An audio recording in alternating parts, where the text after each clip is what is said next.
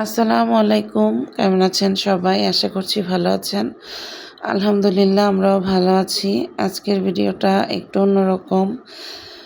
অনেকগুলা ভিডিওতে আমি বলেছিলাম যে আমি অনেক বেশি অসুস্থ। তারপর মাঝখানে হসপিটালে ভর্তি ছিলাম। তো সব মিলিয়ে আমার অসুস্থতার কারণটা ছিল আমার প্রেগন্যান্সি। তো আজকের এই ভিডিওতে যেই দিনটা দেখাচ্ছি বা যেগুলা দেখাচ্ছি সেটা ছিল আমার বেবি হওয়ার পরের ভিডিও। আল্লাহ তাআলার কাছে অনেক বেশি শুকরিয়া। আল্লাহ তাআলা আমাকে আবার একটি ফুটফুটে পুত্র সন্তান দান করেছেন। আমি আবারও মা হয়েছি এবং এখন আমি আর আমার বেবি আল্লাহর রহমতে সুস্থ আছি। তো যেদিন বেবি হওয়ার কথা, মানে যেটা ছিল ডেট, তার অনেক আগেই আমার বেবি পৃথিবীতে চলে এসেছে। আল্লাহ তাআলা পাঠিয়েছেন। যেহেতু আমার এবার অনেক বেশি সমস্যা ছিল, আমার ডায়াবেটিস, আমার প্রেশার হাই ছিল, আমার থাইরয়েডের প্রবলেম হয়ে গিয়েছিল। তো সব মিলিয়ে এবার আমি অনেক বেশি অসুস্থ ছিলাম, যার কারণে আমার যেই নির্দিষ্ট ডেট ছিল তার অনেক দিন আগেই সি সেকশনের মাধ্যমে বেবিকে নিয়ে আসতে হয়েছে পৃথিবীতে। তো যাই হোক, আল্লাহ যেটা করেন ভালোর জন্যই করেন। আর আল্লাহ যা করবেন, যা হবে সব কিছুই আমাদের ভালোর জন্যই হবে। তো এখানে আমাকে এটা হচ্ছে কেবিনে দেওয়ার পর বেবি হয়েছে 2 তারিখে মার্চের রাতের বেলা। আর আমাকে হচ্ছে অপারেশনের পরে আমাকে আর বেবিকে অবজারভেশন রুমে রাখা হয়েছিল। ওখানে 1 রাত রাখে। তো বেবিকে একটু এনআইসিউতে রাখতে হয়েছিল, যেহেতু আমি অনেক অসুস্থ ছিলাম। তাই বেবিরও হওয়ার পরে শ্বাসকষ্ট এবং একটু সমস্যা হয়ে গিয়েছিল। তো বেবি এনআইসিউতে ছিল, আমি অবজারভেশনে ছিলাম। তারপরের দিন আমাদেরকে কেবিনে দেওয়া হয় এবং এই যে আমাদের কেবিন থেকে বাইরের ভিউটা এত সুন্দর। এটা ছিল ধানমন্ডিতে সেন্ট্রাল হসপিটালে। আমার আগের আমার প্রথম বেবিটাও এই হসপিটালেই হয়েছে।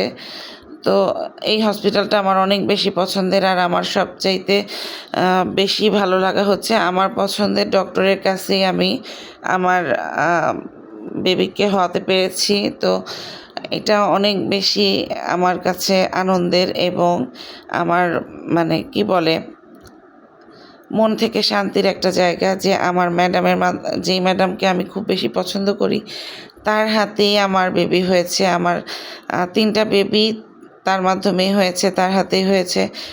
সব মিলিয়ে আমার এটা অনেক বেশি শান্তির।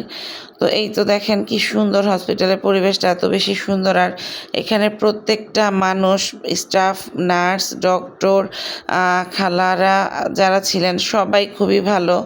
এখানে সবাই খুবই আন্তরিক, আমাদের সাথে খুবই ভালো ব্যবহার করেছে। সবাই ভালো। আর কি বলবো, তো তারপর এই যে আমার কেবিনের সামনে যে ব্যালকনিটা, এটা দিয়েও বাইরের ভিউটা খুবই সুন্দর দেখা যায়। এই এলাকাটা তো আমার অনেক বেশি পছন্দের, কারণ এই হসপিটালের পাশেই ছিল আমার ভার্সিটি। আর এটা হচ্ছে খাবার দাবার হসপিটালে। আমি যেহেতু ডায়াবেটিসের পেশেন্ট, আমাকে এই যে রুটি দিয়েছিল খেতে। আর যেহেতু আমাদের অনেক আমার আব্বু আম্মু ছিল, আমার হাজব্যান্ড, আমার বেবি ছিল, এরা যেহেতু খাবার লাগবে, তো মাঝে মধ্যে আমার বেবির জন্য হসপিটাল থেকেই আমরা খাবার নিয়েছিলাম আলাদাভাবে পে করে। আমাকে তো হসপিটাল থেকেই দিয়েছিল, আর এই আমরা আলাদাভাবে যে কয়টা লেগেছে নিয়েছি। আর এই যে এটা দেখতে পাচ্ছেন, আমার বেবি হঠাৎ করে অসুস্থ হয়ে যায়, জন্ডিসের প্রবলেম দেখা দেয়। তারপরে হচ্ছে একটু ইনফেকশন হয়।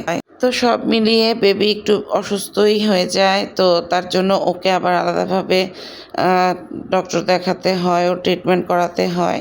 ওকে জন্ডিসের জন্য ফটোথেরাপি বলে একটা ট্রিটমেন্ট, সেটা হচ্ছে লাইটের ভিতরে রাখতে হয় আর ওকে অক্সিজেন দিয়ে রাখতে হয়। ওরও শ্বাসকষ্ট হয়ে যায়। তারপর ওকে অনেক কেয়ারফুলি রাখতে হয়, দেখাতে হয়, দেখতে হয় তার। আর আমার বেবির যে শিশু ডক্টর স্যার অনেক ভালো মানুষ, অনেক কেয়ার করেছেন আমার বেবিকে।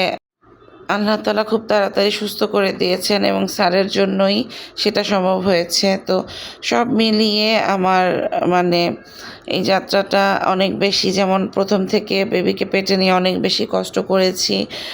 আর বেবি হওয়ার পরেও অনেকটা বেশি কষ্ট হয়েছে, যেহেতু বেবি একটু অসুস্থ ছিল, আমিও অসুস্থ ছিলাম। তো এখন আল্লাহর রহমতে আমরা দুজনেই সুস্থ আছি, ভালো আছি। এটা হচ্ছে মার্চের 2 তারিখের ভিডিও, আর এখানে 2 তারিখের পরের ভিডিও। আর আমি পোস্ট করছি এখন, যেহেতু আমি অসুস্থ ছিলাম, এখন সুস্থ হয়ে আপনাদের সাথে শেয়ার করছি। সবাই আমার বেবিদের জন্য দোয়া করবেন, আমার জন্য দোয়া করবেন। ভালো থাকবেন সবাই। আসসালামু আলাইকুম, আল্লাহ হাফেজ।